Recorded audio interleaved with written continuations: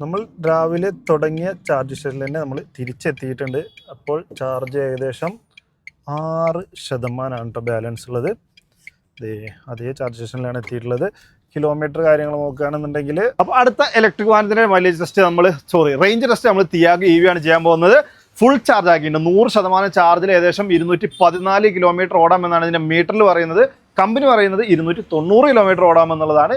ശരിക്കും നമുക്ക് കേരളത്തിലെ റോഡിൽ എത്ര കിട്ടും അതാണ് നമ്മൾ നോക്കാൻ പോകുന്നത്. മീറ്ററൊക്കെ റീസെറ്റ് ചെയ്തിട്ടുണ്ട്. 4045 കിലോമീറ്ററാണ് ഓഡോമീറ്റർ. ട്രിപ്പ് 2 നമ്മൾ റീസെറ്റും ചെയ്തിട്ടുണ്ട്. ഇനി ഓടാൻ പോവാണ്. അപ്പോൾ നിങ്ങൾക്ക് ഇതിൻ്റെ ട്രൂ റേഞ്ച് മാത്രം അറിയണമെന്നുണ്ടെങ്കിൽ നേരെ സ്കിപ്പ് ചെയ്ത് ലാസ്റ്റ് പോയി കണ്ടാൽ കറക്റ്റ് നമുക്ക് കിട്ടിയ സാധനമുണ്ട്. പക്ഷേ അതല്ല, എന്തുകൊണ്ട് തിയാഗോ EV എടുക്കണം എന്നുള്ളതും ഇതിൻ്റെ പ്രത്യേകതകളും ഇതിൻ്റെ കുറ്റങ്ങളും കുറവുകളും നമുക്ക് തോന്നിയ പോരായ്മ നല്ല കാര്യങ്ങൾ അതെല്ലാം പറഞ്ഞുകൊണ്ട് ശരിക്കുള്ള ഫീച്ചേഴ്സ് എല്ലാം എക്സ്പ്ലെയിൻ ചെയ്യുന്നതുകൊണ്ട് ഒരു യാത്രയാണ് നമ്മൾ പോകാൻ പോകുന്നത്. അപ്പോൾ സ്കിപ്പ് ചെയ്യാതെ കണ്ടാൽ അത്രയും ഡീറ്റെയിലും ഓൺ റോഡ് വിലയും ഒക്കെ നിങ്ങൾക്ക് അറിയാനായിട്ട് പറ്റും. റേഞ്ച് മാത്രം കാണേണ്ട ഒരു നേരെ ലാസ്റ്റ് കിട്ടും. 24 യൂണിറ്റാണ് ഇതിൽ ഫുൾ ചാർജ് ചെയ്യാൻ വേണ്ടിയിട്ട് നമുക്ക് ആവശ്യമുള്ളത്. 24 യൂണിറ്റ് എന്ന് പറഞ്ഞാൽ നമ്മൾ വീട്ടിൽ ചാർജ് ചെയ്യുകയാണെങ്കിൽ മാക്സിമം ഒരു 7 രൂപ യൂണിറ്റൊക്കെയാണ് ആവറേജ് നമുക്ക് വരിക. അങ്ങനെ നോക്കുമ്പോൾ ഒരു 160-170 രൂപക്കുള്ളിൽ നമുക്ക് ഫുൾ ചാർജ് ചെയ്യാനായിട്ട് പറ്റും. അവിടെയാണ് ടാറ്റ പറയുന്നത് 290 കിലോമീറ്റർ ഓടും എന്നുള്ളത്. ഇനി നമ്മൾ പുറത്തുനിന്ന് ചാർജ് ചെയ്യുകയാണെന്നുണ്ടെങ്കിലും ഏകദേശം ഒരു 500 രൂപക്കകത്ത് 490 രൂപയ്ക്കാണ് ഈ ഒരു ബാറ്ററി 24 യൂണിറ്റ് ചാർജ് ചെയ്യാനായിട്ട് നമുക്ക് നിലവിലെ റേറ്റ് വെച്ച് വരുന്നുള്ളൂ. അപ്പോൾ വീട്ടിൽ ചാർജ് ചെയ്യുന്നവർക്കൊക്കെ ഒന്ന് ആലോചിച്ച് നോക്കിയേ, 1 രൂപ പോലും 1 കിലോമീറ്റർ ഓടാൻ ചിലവ് വരുന്നില്ല എന്നുള്ളതാണ്. നമുക്ക് 190-170 രൂപക്കൊക്കെ ചാർജ് ചെയ്താൽ 200 കിലോമീറ്റർ മിനിമം ഓടാനായിട്ട് ഗ്യാരണ്ടി പറയുന്നുണ്ട് ടാറ്റ. അതായത് നമുക്ക് RAI സർട്ടിഫൈഡ് റേഞ്ച് 290 വരുന്നുണ്ടെങ്കിലും നമ്മുടെ ടാറ്റയ്ക്ക് ഒരു പരിപാടിയുണ്ട്. എല്ലാ കസ്റ്റമേഴ്സിൻ്റെ ഫീഡ്ബാക്ക് എടുത്തിട്ട് അതിൻ്റെ ഒരു ആവറേജ് റിയൽ വേൾഡിൽ കിട്ടുന്ന റേഞ്ചായിട്ട് എല്ലാ വാഹനങ്ങൾക്കും അവർ പറയാറുണ്ട്. അത്തരത്തിൽ ഈ 290 പറയുന്ന ടാറ്റ തിയാഗോ EVയുടെ ഒരു ആവറേജ് അവർ കാൽക്കുലേറ്റ് ചെയ്തൊരു കസ്റ്റമർ ഫീഡ്ബാക്ക് എടുത്ത് കാൽക്കുലേറ്റ് ചെയ്തൊരു റേഞ്ച് എന്ന് പറഞ്ഞാൽ 205 കിലോമീറ്റർ ആണ് എന്നുള്ളതാണ് കേട്ടോ. പക്ഷേ നമുക്കതിന് മുകളിലും ഓടാനായിട്ട് പറ്റും. പ്യൂർലി ഡിപ്പെൻഡ് ചെയ്ത് നമ്മുടെ ഡ്രൈവിംഗ് സ്റ്റൈലിനനുസരിച്ച് നമ്മൾ പോകുന്ന ടെറൈൻ അനുസരിച്ചൊക്കെയാണ്. നമ്മളിപ്പോൾ പോകുന്ന ഒരു ഹൈവേയിലാണ്. നമ്മൾ ചേലക്കര എന്ന് പറഞ്ഞാൽ എൻ്റെ നാട്ടിൽ നിന്നാണ് ഫുൾ ചാർജ് ചെയ്ത് ഇറങ്ങിയിട്ടുണ്ടായിരുന്നത്. അത്യാവശ്യം പാലക്കാട് ഒറ്റപ്പാലം പാലക്കാട് റൂട്ടിലാണ് വന്ന്. മോശമില്ലാത്ത റോഡാണ്. ചില ടൗണുകളിൽ ഏരിയ എത്തുമ്പോൾ നമുക്ക് ബ്ലോക്ക് അത്തരം കാര്യങ്ങളൊക്കെ ഉണ്ടായിരുന്നു. കുറച്ച് മോശം റോഡ് ഉണ്ടായിരുന്നു. അപ്പോൾ എല്ലാ രൂപത്തിലും നമുക്ക് തിയാഗോ എന്ന് പറഞ്ഞാൽ ഒരു സിറ്റി കാറായിട്ടാണ് പരിഗണിക്കാൻ പറ്റുള്ളൂ. നമുക്ക് ഒരിക്കലും ഒരു ദൂരയാത്ര, അപ്പോൾ എനിക്കിതെടുത്ത് ബാംഗ്ലൂർ പോകാമെന്ന് പറഞ്ഞാൽ ഞാൻ നോ എന്ന് പറയും. കാരണം അതിൻ്റെ ഇടയിൽ എന്തായാലും ഒരു ചാർജിങ് ആവശ്യം വരും. അപ്പോൾ അതിന് വേണ്ടിയിട്ട് നമ്മളൊരു 2.5-3 മണിക്കൂർ സ്പെൻഡ് ചെയ്യണം. അപ്പോൾ ഒരുപാട് സമയമാണ്. അതിനേക്കാൾ ട്രെയിനിൽ പോയി വരാമെന്ന് പറയും. അപ്പോൾ അതുകൊണ്ട് ഇതൊരു പ്യൂർലി സിറ്റി കാറായിട്ട് നമുക്ക് ഉപയോഗിക്കാൻ പറ്റിയിട്ടുള്ള വാഹനമാണ്. അപ്പോൾ ആ രൂപത്തിലാണ് നമ്മൾ ടെസ്റ്റ് ചെയ്യാൻ ഉപയോഗിക്കുന്നത്.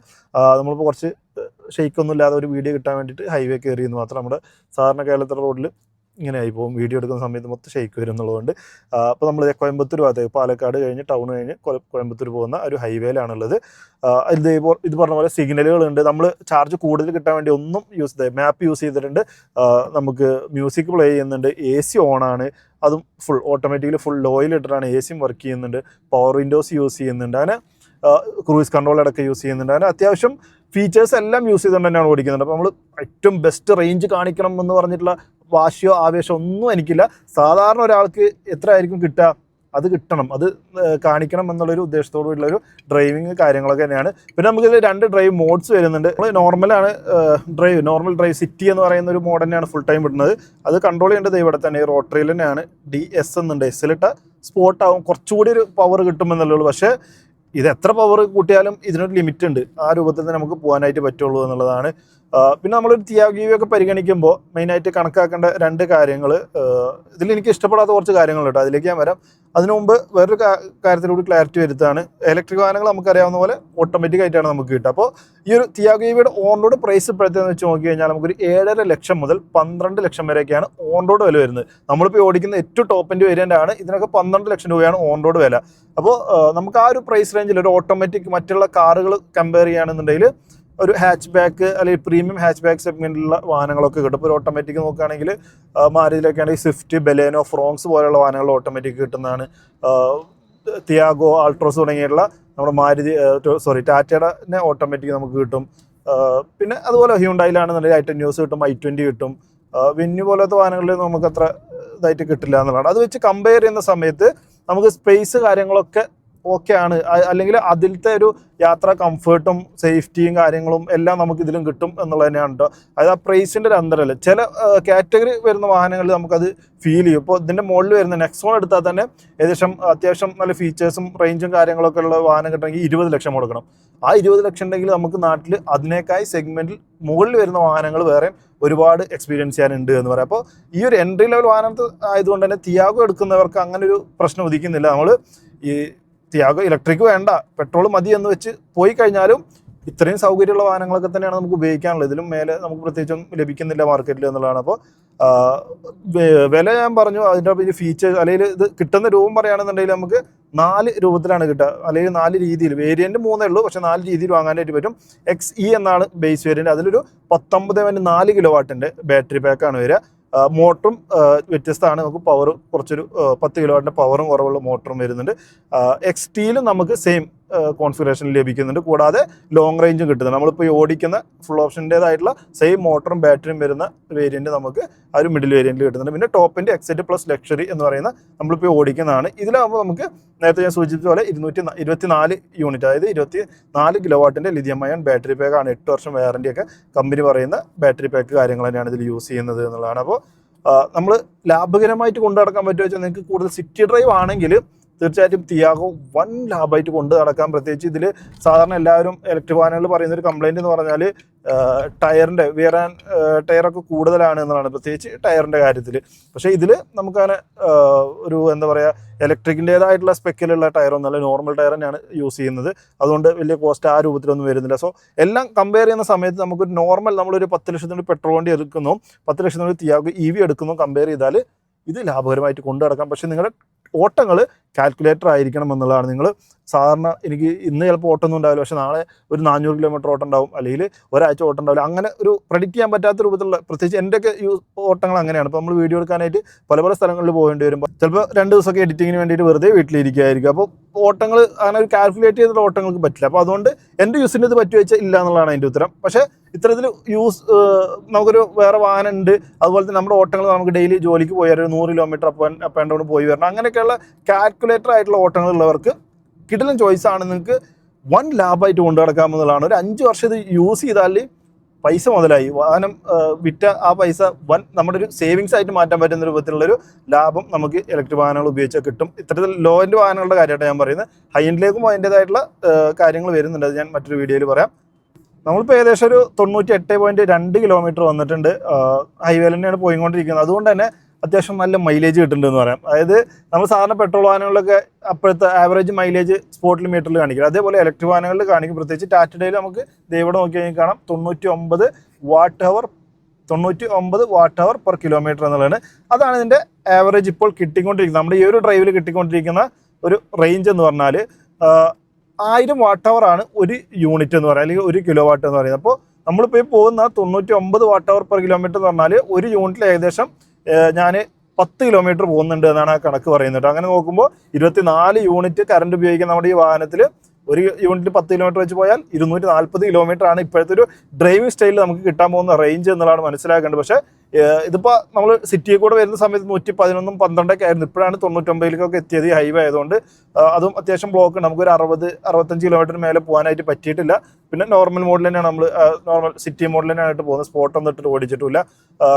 അപ്പോൾ ഇതിനി നമ്മൾ ഹൈവേ ഇറങ്ങുന്ന സമയത്ത് വീണ്ടും കൂടാൻ സാധ്യതയുണ്ട്, എന്നാലും വലിയൊരു വ്യത്യാസം ഉണ്ടാവില്ല. അപ്പോൾ 100 കിലോമീറ്റർ കഴിഞ്ഞിട്ടുണ്ട്, 58% ചാർജ് ബാക്കിയുണ്ട്, 135 കിലോമീറ്റർ ഇനി ഓടുമെന്നും കാണിക്കുന്നുണ്ട്. സോ ആ ഒരു ഫിഗർ എന്ന് പറഞ്ഞാൽ ആക്യുറേറ്റ് ആണ് എന്ന് ഫീൽ ചെയ്യുന്നു കേട്ടോ. അപ്പോൾ ഇനി നെഗറ്റീവ്സിനെ കുറിച്ചിട്ടും കൂടി ഞാൻ പറഞ്ഞതിന് ശേഷം അപ്പോഴേക്ക് അത് പറഞ്ഞു തീരുമ്പോഴേക്ക് നമുക്ക് ചാർജ് ചെയ്യാനുള്ള സ്റ്റേഷൻ എത്തും.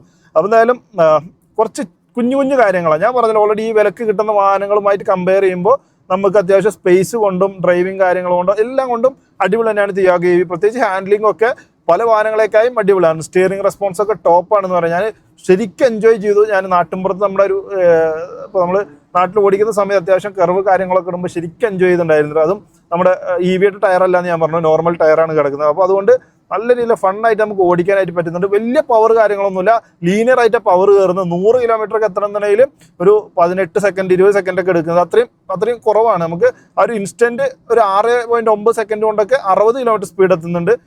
ആ രൂപത്തിൽ നമുക്കൊരു നമ്മുടെ സിഗ്നലിലൊക്കെ നിന്ന് പെട്ടെന്ന് കാല് കൊടുത്താൽ എടുത്ത് പോവാം, ഗിയർ ഷിഫ്റ്റ് ഒന്നും ഇല്ലാത്തതുകൊണ്ട് അത്യാവശ്യം ഫാസ്റ്റായിട്ട് കയറി പോവും എന്നുള്ളൊരു ഫീലേ ഉള്ളൂ. അല്ലാതെ ഭയങ്കര ഫാസ്റ്റ് ആയിട്ടുള്ള വാഹനമൊന്നുമല്ല. ഒരു സിറ്റി, നമ്മൾ നേരത്തെ പറഞ്ഞ പോലെ തന്നെ സിറ്റി യൂസിന് അല്ലെങ്കിൽ നാട്ടിൻപുറത്ത് കേരളത്തിലെ റോഡുകൾക്ക് പറ്റിയിട്ടുള്ള ഒരു വാഹനം എന്ന ആ രൂപത്തിലുള്ള പെർഫോമൻസാണ് നമുക്ക് ഇന്ന് പ്രതീക്ഷിക്കാനായിട്ട് പറ്റുക.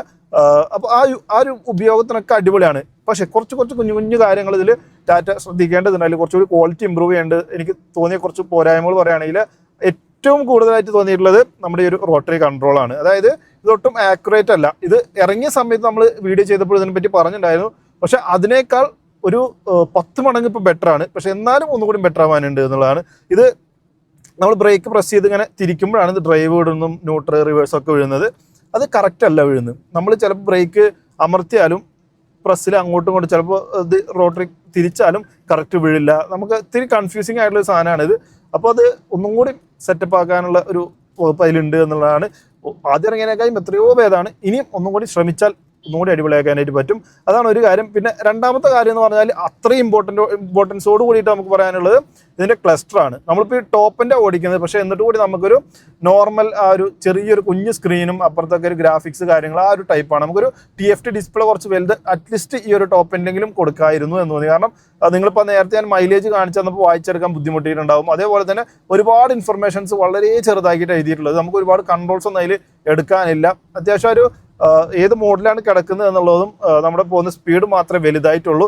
ബാറ്ററി പെർസെൻറ്റേജ് ആണെന്നുണ്ടെങ്കിലും ഡിസ്റ്റൻസ് ടു ഇനി എത്ര പോകാനുണ്ട് എന്നുള്ളതാണ്. ക്ലോക്ക് ആണെങ്കിലും ടെമ്പറേച്ചർ, അങ്ങനെ കുറച്ച് അത്യാവശ്യമായിട്ട് ഫീച്ചേഴ്സ് ഉണ്ടെങ്കിലും ഒക്കെ കുഞ്ഞിതായിട്ട് എഴുതിയിട്ടുള്ളത്.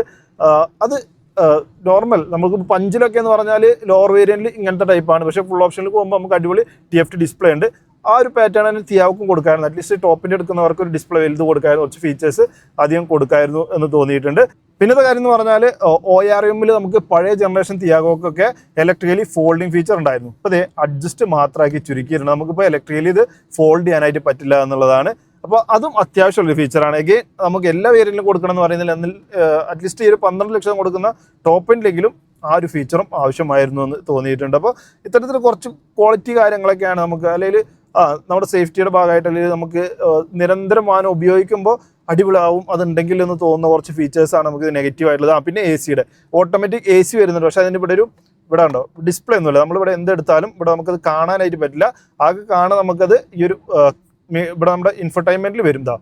ഇപ്പോൾ ടെമ്പറേച്ചർ കുറക്കുമ്പോൾ വരുന്നുണ്ടോ, ഇൻഫർടൈൻമെൻറ്റിൽ വരും. അത് കുറച്ച് കഴിഞ്ഞാൽ പോവും. നമ്മൾ പെട്ടെന്നൊന്ന് നമുക്കിപ്പോൾ ഈ AC ഏത് മോഡലിൽ കിടക്കുന്നത്, എത്ര ടെമ്പറേച്ചറിലാണ് കിടക്കണമെന്ന് അറിയണമെന്നുണ്ടെങ്കിൽ വേറെ വഴിയൊന്നുമില്ല, എവിടെയും തെളിഞ്ഞ് നിൽക്കുന്നില്ല. ജസ്റ്റ് ഇതൊന്ന് പിടിച്ച് തിരിക്കണം, അപ്പോൾ ഇവിടെ തെളിഞ്ഞ് വരും. അപ്പോഴാണ് നമുക്കത് അറിയുള്ളൂ ഏത് മോഡലാണ് കിടക്കുന്നത്, എത്രയാണ് ടെമ്പറേച്ചർ കിടക്കുന്നതെന്നൊക്കെ. അപ്പോൾ അങ്ങനെ കുഞ്ഞു കുറച്ച് കാര്യങ്ങൾ ഒരു കോസ്റ്റ് കട്ടിങ്ങിൻ്റെ ഭാഗമായിട്ട് ടാറ്റ ചെയ്തിട്ടുള്ളതാണ്. അതും കൂടി ഒന്ന് ശ്രദ്ധിക്കായിരുന്നു എന്ന് തോന്നിയിട്ടുണ്ട്. പിന്നെ ഡ്രൈവർ സീറ്റിൻ്റെ കാര്യം, സീറ്റ് മുകളിലേക്ക് വരും തോറും നമ്മുടെ ഫ്രണ്ട് സീറ്റുകൾ ചെറുതായി വരുന്നുണ്ട് എന്നുള്ളതാണ്. അപ്പോൾ എന്നെ പോലെ സൈസുള്ള ആളുകൾക്ക് കണ്ടോ എൻ്റെ പകുതി ശരീരം പുറത്താണ് കിടക്കുന്നത്. അപ്പോൾ അത്യാവശ്യം തടിയുള്ള ആളുകൾക്ക് ഇത്തിരി ബുദ്ധിമുട്ടായിരിക്കും എന്നുള്ളതാണ്. എൻട്രി ലെവൽ വാനാണെങ്കിലും ഇതിനേക്കാളും ബെറ്ററായിട്ട് കൊടുക്കാൻ പറ്റും. നമ്മളൊരു ചെറിയ വണ്ടിയാണല്ലോ എന്നുള്ളൊരു എക്സ്ക്യൂസ് ഇതിന് പറയാൻ പറ്റില്ല. കാരണം അത്യാവശ്യം നല്ല രീതിയിൽ ഓൾറെഡി മാർക്കറ്റിൽ ഈ ഒരു സൈസ് വരുന്ന വണ്ടികൾ നല്ല സീറ്റിങ്ങോടുകൂടി വരുന്നുണ്ട്. ഇങ്ങനെയാണ് നമുക്ക് തോന്നിയിട്ടുള്ള ചെറിയ കുഞ്ഞു പോരായ്മകൾ എന്ന് പറയുന്നത്. പിന്നെ എക്സ്ട്രാ ഓർഡിനറി ആക്കുന്ന കുറേ കാര്യങ്ങളുണ്ട്. നമ്മൾ ഈ ഒരു ബഡ്ജറ്റിലും ഈ ഒരു പ്രൈസ് റേഞ്ചിലൊക്കെ നമുക്ക് കിട്ടുന്നതിൽ അടിപൊളിയായിട്ട്, പ്രത്യേകിച്ച് ഇതിൻ്റെ ഒരു പുഷ് ബട്ടൺ, നമുക്ക് രാത്രിയൊക്കെ ആണെന്നുണ്ടെങ്കിൽ ചുറ്റും ലൈറ്റ് വരും. നമ്മളിപ്പോൾ ഓൺ ആണെന്നുണ്ടെങ്കിൽ ഇവിടെ ഗ്രീൻ കളർ വരും. അതല്ല നമ്മൾ ഡ്രൈവ് ചെയ്യാൻ തയ്യാറായിട്ടില്ല, വെറുതെ ആക്സിഡൻറ്റ്, നമുക്കൊരു ഫോൺ മാത്രം ചാർജ് ചെയ്യണം അല്ലെങ്കിൽ ഇൻഫർടൈൻമെൻറ്റ് പാട്ട് മാത്രം വെക്കണം എന്നുണ്ടെങ്കിലൊക്കെ ജസ്റ്റ് ഒരു പ്രസ് കൊടുത്താൽ ആദ്യം ഇവിടെ ഒരു ഓറഞ്ച് കളർ തെളിയും. അപ്പോൾ അതൊക്കെ അത്യാവശ്യം ഇൻഫർമേറ്റീവ് ആണ്. അതൊക്കെ നമുക്ക് നല്ല രീതിയിൽ മനസ്സിലാക്കാൻ സഹായിക്കുന്നുണ്ട് എന്ന് പറയാം. പിന്നെ ഈ ഒരു 10.4 ഇഞ്ചിൻ്റെ ടച്ച് സ്ക്രീന്, അതും വയർലെസ് ആയിട്ട് ആപ്പിൾ കാർപ്ലേ ആൻഡ്രോയിഡ് ഓട്ടോ കൊടുത്തിട്ടുണ്ട് എന്നുള്ളതാണ്. ഇതിനേക്കാളും വില കൂടിയ, ഇതിൻ്റെ ഡബിൾ പൈസ വരുന്ന പല വാഹനങ്ങൾക്കും ഇപ്പോഴും wireless Android auto apple CarPlay ഇല്ല എന്നുള്ളത് ചിന്തിക്കണം. എന്നാലേ നമുക്ക് അതിൻ്റെ വില മനസ്സിലാവുള്ളൂ എന്നുള്ളതാണ്. അത് ഈ ഒരു ചെറിയ വാഹനത്തിൽ കൊടുത്തിട്ടുണ്ട്. അതും മികച്ചൊരു കാര്യമായിട്ട് ഫീൽ ചെയ്തിട്ടുണ്ട്. പിന്നെ NVH ലെവലും അടിപൊളിയാണ്. അതായത് നമുക്ക് ഇലക്ട്രിക് ആണ്, എഞ്ചിൻ നോയ്സ് കാര്യങ്ങളൊന്നും കേൾക്കാനില്ല. ആകെ റോട്ടിലത്തെ നോയ്സ് കാര്യങ്ങളൊക്കെയാണ് ഉള്ളിലേക്ക് വരിക. അപ്പോൾ ചെറിയ വണ്ടി ആയതുകൊണ്ട് ഞാൻ അത്യാവശ്യം കേൾക്കുന്നുണ്ട്. പക്ഷേ ഈ ഒരു വിലയിൽ കിട്ടുന്ന വണ്ടി ആയതുകൊണ്ട് ഞാൻ പ്രതീക്ഷിച്ചത് കേൾക്കുമെന്നാണ്. പക്ഷേ എന്നാൽ അങ്ങനെയില്ല, അത്യാവശ്യം നല്ല രീതിയിൽ തന്നെ NVH ഒക്കെ ടാറ്റ മാനേജ് ചെയ്തിട്ടുണ്ട് എന്നുള്ളതാണ്. പിന്നെ ആ ഒരു ചെറിയ കുഞ്ഞു രൂപത്തിൽ ടയർ നോയ്സ് മാത്രമേ കേൾക്കുന്നുള്ളൂ. പിന്നെ നമ്മൾ അത്ര ഹൈ സ്പീഡിലൊന്നും പോയിട്ടില്ല, മാക്സിമം 100 കിലോമീറ്റർ സ്പീഡിൽ തന്നെ പോയിട്ടുള്ളൂ. അപ്പോൾ ആ സമയത്തൊക്കെ അത്യാവശ്യം വിൻ നോയ്സ് ആണെന്നുണ്ടെങ്കിൽ ഒക്കെ കൺട്രോൾഡ് തന്നെയാണ്. നമുക്ക് അതിൽ പരാതി കാര്യങ്ങളൊന്നും പറയാനില്ല എന്നുള്ളതാണ്. പിന്നെ നമുക്ക് 4 സ്പീക്കർ ഇതിൽ വരുന്നുണ്ട്. പണ്ടത്തെ വാഹനത്തിൽ ട്വിറ്റർ ഉണ്ടായിരുന്നു, അതും കട്ട് ചെയ്തിട്ടുണ്ട്. ഇപ്പോൾ ട്വിറ്റർ നമ്മൾ വാങ്ങുകയാണെങ്കിൽ എക്സ്ട്രാ വെക്കേണ്ട ഒരു അവസ്ഥയാണുള്ളത്. പിന്നെ നമുക്ക് automatic head lamp, automatic wiper, അങ്ങനെ അതൊക്കെ നമുക്ക് ഇതിൽ വരുന്നുണ്ട്. അതൊക്കെ ഈ ഒരു ബഡ്ജറ്റ് അല്ലെങ്കിൽ ഈ ഒരു സെഗ്മെന്റിലൊക്കെ നമുക്ക് പ്രതീക്ഷിക്കാത്തതാണ്, അടിപൊളി ഫീച്ചറായി തോന്നിയിട്ടുണ്ട്. അതിനും ഒരു കുറവ് പറയാനുള്ളത്, ഓട്ടോമാറ്റിക് ഹെഡ് ലാമ്പിൽ നമ്മൾ ഓട്ടോ ആണെന്നുണ്ടെങ്കിലും എന്താണെന്നുണ്ടെങ്കിലും ഒക്കെ അതിൻ്റെ ഡിസ്പ്ലേയിൽ നമുക്ക് കാണിക്കുന്നുണ്ട്. ഓട്ടോ മോഡാണ്, ഹൈ ബീമാണ്, ലോ ബീമാണ്, അതൊക്കെ കാണിക്കുന്നുണ്ട്. പക്ഷേ വൈപ്പറിനെ സംബന്ധിച്ചിടത്തോളം നമുക്ക് ഏത് മോഡാണ് കിടക്കുന്നത് എവിടെയും ഇൻഡിക്കേഷൻ ആയിട്ട് കാണാനില്ല എന്നുള്ളതാണ്. ഇപ്പോൾ ഓട്ടോ ഇട്ടാൽ നമ്മളിതിൽ നോക്കിയിട്ട് മനസ്സിലാക്കുക. സ്ഥിരം ഉപയോഗിച്ചാൽ അതൊന്നും പ്രശ്നമില്ല. നമുക്ക് ആദ്യം ഉപയോഗിക്കുന്നവർക്ക് കൺഫ്യൂസിങ് ആവും എന്നുള്ളൊരു പരാതി മാത്രമേ അതുകൊണ്ടുള്ളൂ. എന്നാൽ അതൊക്കെ ഒരു മീറ്റർ വലുതാണെന്നുണ്ടെങ്കിൽ ആ മീറ്ററിൽ വൈപ്പർ ഓട്ടോ മോഡ് എന്ന് കാണിക്കുകയാണെന്നുണ്ടെങ്കിൽ കുറച്ചുകൂടി ഈസി ആയിട്ട് നമുക്ക് വാഹനം ഓടിക്കാനായിട്ട് പറ്റുമെന്നുള്ളതാണ്. പിന്നെ സസ്പെൻഷൻ അത്യാവശ്യം ചെറിയൊരു സ്റ്റിഫ്നെസ് ഫീൽ ചെയ്യും. എന്നാൽ പോലും നമ്മുടെ നാട്ടിൻപുറത്ത് അല്ലെങ്കിൽ സിറ്റിയിലേക്ക് റോഡുകളിലൊക്കെ അത്യാവശ്യം നല്ല കംഫർട്ട് തരുന്നുണ്ട്. പരാതിയോ കാര്യങ്ങളൊന്നും ഇല്ല കേട്ടോ. നമുക്ക് ഈ ഒരു പറഞ്ഞ പോലെ ഈ ഒരു വാഹനം ഓഫർ ചെയ്യുന്ന റേഞ്ചിന് 200 കിലോമീറ്ററാണ് ഫുൾ. അപ്പോൾ ഒരു ഫുൾ ഡേ നമ്മൾ 200 കിലോമീറ്റർ യാത്ര ചെയ്താലും മടുപ്പ് കാര്യങ്ങളൊന്നും ഉണ്ടാവാത്ത രൂപത്തിലുള്ളൊരു സീറ്റിങ്ങും കാര്യങ്ങളും അല്ലെങ്കിൽ യാത്രയും കാര്യങ്ങളൊക്കെ തന്നെയാണ് നമുക്ക് ലഭിക്കുന്നത്. അങ്ങനെ അത്യാവശ്യം ഓവറോൾ പാക്കേജ് നോക്കുമ്പോൾ ഞാൻ പറയുകയാണെന്നുണ്ടെങ്കിൽ ഒരു എത്ര മാർക്ക് കൊടുക്കുന്നത് വെച്ചാൽ ഞാൻ ഔട്ട് ഓഫ് 10 ഞാനൊരു 8.5 വരെ ടിയാഗോ EV കൊടുക്കുന്നതാണ്. കുഞ്ഞു കാര്യങ്ങൾ മാത്രമേ ഇതിൽ കുറവായിട്ട് ഫീൽ ചെയ്യുന്നുള്ളൂ. പ്രത്യേകിച്ച് ഈ ഒരു വിലയിൽ നമുക്ക് ഇന്ത്യയിൽ മറ്റൊരു ഇലക്ട്രിക് വാഹനം കിട്ടാനില്ല എന്ന് പറയും. പ്രോപ്പർ 5 സീറ്റർ ആയിട്ടോ. പിന്നെയുള്ളത് നമ്മുടെ MGയുടെ കോമറ്റ് ആണ്. നമുക്കറിയാം അതിനൊരു പ്രോപ്പർ ആയിട്ടുള്ളൊരു കാർ എന്ന് വിശേഷിപ്പിക്കണോ എന്ന് വരെ നമുക്ക് സംശയമാണ്. സ്പേസ് ഇല്ല എന്നുള്ളത് ഒരു കാരണം. രണ്ടാമത്തെ കാരണം എന്ന് പറഞ്ഞാൽ അതിൽ നമുക്ക് DC ഫാസ്റ്റ് ചാർജിങ് വരുന്നില്ല, AC ഫാസ്റ്റ് ചാർജിങ് മാത്രമേ വരുന്നുള്ളൂ. അപ്പോൾ അതുകൊണ്ട് നമുക്ക് വീട്ടിലാണ് കൂടുതലും ചാർജ് ചെയ്യാനായിട്ട് വരിക. പുറത്തുനിന്നുള്ള ചാർജിങ് ഓപ്ഷൻ അത് വരുന്നില്ല. സോ ഇതിലിപ്പോൾ 200 ചാർജ് ഉണ്ടെങ്കിൽ നമുക്ക് വേണമെങ്കിൽ ഒരു 400 കിലോമീറ്ററിൻ്റെ ഒരു യാത്ര ഉണ്ടെങ്കിലും ഒരു ദിവസം കൊണ്ട് നമുക്ക് പോയി വരാം. കാരണം 200 പോകുന്നു, ചാർജ് ചെയ്യുന്നു, വീണ്ടും തിരിച്ചു വരുന്നു, അങ്ങനെ പോകാം. പക്ഷേ കോമറ്റ് ആണെന്നുണ്ടെങ്കിൽ നമുക്ക് അതിനൊരു ഓപ്ഷൻ വരുന്നില്ല. കാരണം AC ഫാസ്റ്റ് ചാർജിങ് ആണ് അതിന് വരുന്നത്. നമ്മുടെ വീട്ടിൽ അല്ലെങ്കിൽ വളരെ അപൂർവം ചാർജ് സ്റ്റേഷനിലാണ്, പബ്ലിക് ചാർജ് സ്റ്റേഷനിലാണ് നമുക്ക് ACയുടെ കണക്ടർ കാര്യങ്ങളും വരുന്നുള്ളൂ. അപ്പോൾ അതുകൊണ്ട് പബ്ലിക് ചാർജിങ് ഉപയോഗിക്കാനുള്ള ഓപ്ഷൻ ലിമിറ്റഡ് ആണ് കോമറ്റ് ഒക്കെ എടുക്കുന്നവർക്ക്. അപ്പോൾ അതുകൊണ്ട് ഏറ്റവും ബെസ്റ്റ് ചോയ്സ് അല്ലെങ്കിൽ ഏറ്റവും നല്ലൊരു ചോയ്സും ഏക ചോയ്സും നമുക്ക് ഇലക്ട്രിക്കിൻ്റെ എൻട്രി ലെവലിൽ എന്ന് പറഞ്ഞാൽ ടാറ്റ ടിയാഗോ EV തന്നെയാണ് വന്നിട്ടുള്ളത്. അപ്പോൾ നമ്മൾ ഏകദേശം 106 കിലോമീറ്ററോളം കവർ ചെയ്തിട്ടുണ്ട്. 55% ഇപ്പോൾ ചാർജ് കാണിക്കുന്നത്. 130 കിലോമീറ്റർ ഓടാൻ ഇനി 130 കിലോമീറ്റർ ഓടുമെന്ന് നമ്മുടെ മീറ്റർ പറയുന്നുണ്ട്. എന്തായാലും ഇത്രയൊക്കെയാണ് നമുക്ക് ഇതിനെക്കുറിച്ച് പറയാനുള്ളത്. ഇനി അറിയേണ്ടത് ഇതിൻ്റെ ശരിക്കുള്ള റേഞ്ച് എത്ര കിട്ടുന്നുണ്ട് എന്നുള്ളത് തന്നെയാണ്. അപ്പോൾ അത് തീരാനാവുമ്പോൾ മാക്സിമം നമുക്ക് പറ്റുന്ന അത്ര ഇത് ഡ്രെയിൻ ചെയ്തിട്ട് ഞാനൊന്ന് കാണിച്ചു തരാം എത്ര റേഞ്ച് കിട്ടുമെന്നുള്ളത്. ഫൈനലി ലിമിറ്റഡ് പെർഫോമൻസ് എന്ന് എഴുതി കാണിക്കുന്നുണ്ട്. ഒരു ബാറ്ററിയുടെ സിമ്പിൾ വന്നിട്ടുണ്ട്. 10% ചാർജ് ആയിരിക്കാണ് കേട്ടോ. അപ്പോൾ നമ്മൾ ബാക്കി 90% കൊണ്ട് ഓടിയിട്ടുള്ളത് 204 കിലോമീറ്റർ ആണ്. അതുപോലെ റേഞ്ച് കാണിക്കുന്നത് കട്ടായിട്ടുണ്ട്. റേഞ്ച് കാണിച്ചുകൊണ്ടിരുന്നത് 24ഒക്കെയാണ്. അതായത് 10% താഴേക്ക് വരികയാണെന്നുണ്ടെങ്കിൽ പിന്നെ റേഞ്ച് അതിൽ എഴുതി കാണിക്കുന്നില്ല. അത് ഈ ഒരു വാഹനത്തിൽ മാത്രമാണ് ഞാൻ അങ്ങനെ കണ്ടിട്ടുള്ളൂ. നോർമലി ഒരുപാട് ഇലക്ട്രിക് വാഹനങ്ങളിൽ നമ്മുടെ 2% 0 ആവുന്നവരെ റേഞ്ച് ഏകദേശം കാണിക്കാറുണ്ട്. എന്തായാലും നമുക്കിനി ഒരു 10 കിലോമീറ്റർ കൂടി ഉണ്ട് നമ്മുടെ ചാർജ് സ്റ്റേഷനിലേക്ക്. ശരിക്കും പറഞ്ഞാൽ 205 എന്ന് പറഞ്ഞാൽ നമ്മുടെ ടാറ്റ പറയുന്ന ഒരു റേഞ്ചിലേക്ക് നമ്മൾ എന്തായാലും എത്തിയിട്ടുണ്ട് എന്നുള്ളത് തന്നെയാണ് കേട്ടോ. അത് റിയൽ വേൾഡിൽ നമ്മൾ എത്തിയിട്ടുണ്ട്, ഊഹമൊന്നുമല്ല. അപ്പോൾ ഇനിയും ഒരു 25 കിലോമീറ്റർ കൂടി ഓടാനുള്ള ചാർജ് എന്തായാലും നമുക്ക് ബാക്കിയുണ്ട് 10% എന്ന് പറയുമ്പോൾ. ഞാൻ നേരത്തെ പറഞ്ഞ ഒരുപാട് കാര്യങ്ങൾ പറയാൻ വിട്ടുപോയ ഒരു കാര്യം ഇതിൻ്റെ ക്യാമറ ക്വാളിറ്റിയാണ് കേട്ടോ. നല്ല വലിയ ഡിസ്പ്ലേ വരുന്നുണ്ട് എന്ന് പറഞ്ഞു. അതിന് അനുസരിച്ച് നല്ല വൈഡ് ആംഗിളിലുള്ള റിയർ വ്യൂ ക്യാമറ ഉണ്ട് കേട്ടോ. നമുക്ക് 360 ക്യാമറയുടെ ആവശ്യം വരുന്നില്ല.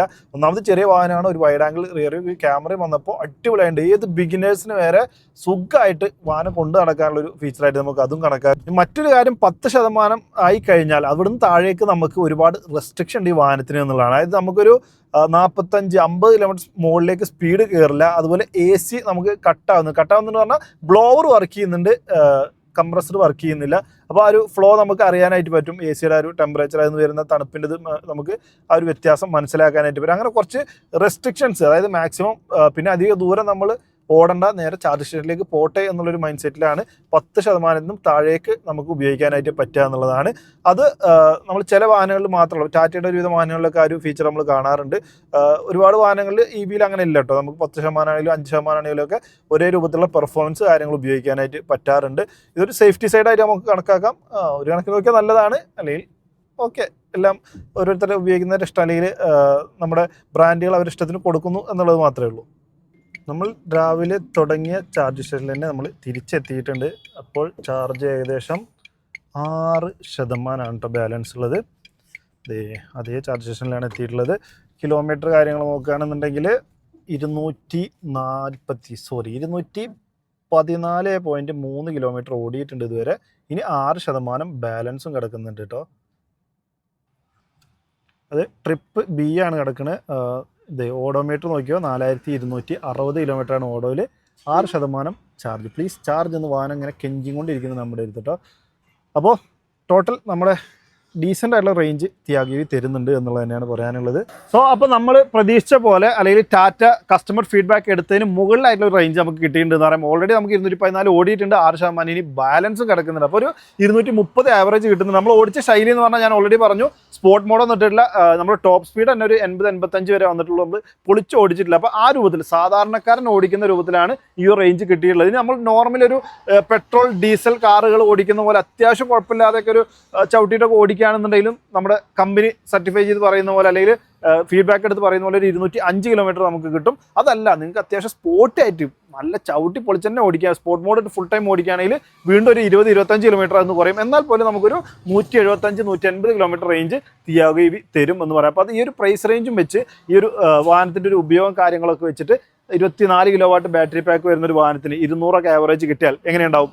നിങ്ങളുടെ അഭിപ്രായം കമൻറ്റ് ചെയ്ത് അറിയിക്കുക. അതുപോലെ അടുത്തത് ഏത് വാഹനത്തിൻ്റെ ഏത് ഇലക്ട്രിക് വാഹനത്തിൻ്റെ റേഞ്ച് ടെസ്റ്റ് നടത്തണമെന്ന് ആഗ്രഹിക്കുന്നുണ്ടെങ്കിലും അതും കമൻറ്റ് ചെയ്ത് അറിയിക്കണം. നിങ്ങളുടെ കൂട്ടത്തിൽ ആരെങ്കിലുമൊക്കെ ഈ വാഹനം ഉപയോഗിക്കുന്നുണ്ടെങ്കിൽ നിങ്ങൾക്ക് കിട്ടുന്ന റേഞ്ചും കമൻറ്റ് ചെയ്ത് അറിയുക. കാരണം എന്താ വെച്ചാൽ ഇതൊക്കെ നമ്മൾ ചെയ്യുന്നത്, ഈ വീഡിയോ ചെയ്യുന്നതും നിങ്ങളുടെ എക്സ്പീരിയൻസ് ചോദിക്കുന്നതൊക്കെ വാഹനം എടുക്കാൻ ഉദ്ദേശിക്കുന്നവർക്ക് ഹെൽപ്ഫുൾ ആവാൻ വേണ്ടിയിട്ടാണ്. അപ്പോൾ എന്തായാലും വീഡിയോ ഇഷ്ടപ്പെടുന്നതായിരിക്കും. വീഡിയോ ഇഷ്ടപ്പെട്ടാൽ ലൈക്ക് ചെയ്യണം, ഷെയർ ചെയ്യാൻ മറക്കാതെ, സബ്സ്ക്രൈബ് ചെയ്യാൻ സപ്പോർട്ട് ചെയ്യാൻ. വീഡിയോ കണ്ടതിൻ്റെ ഒരുപാട് നേരത്തെ വീഡിയോയിൽ കാണാം. Bye bye.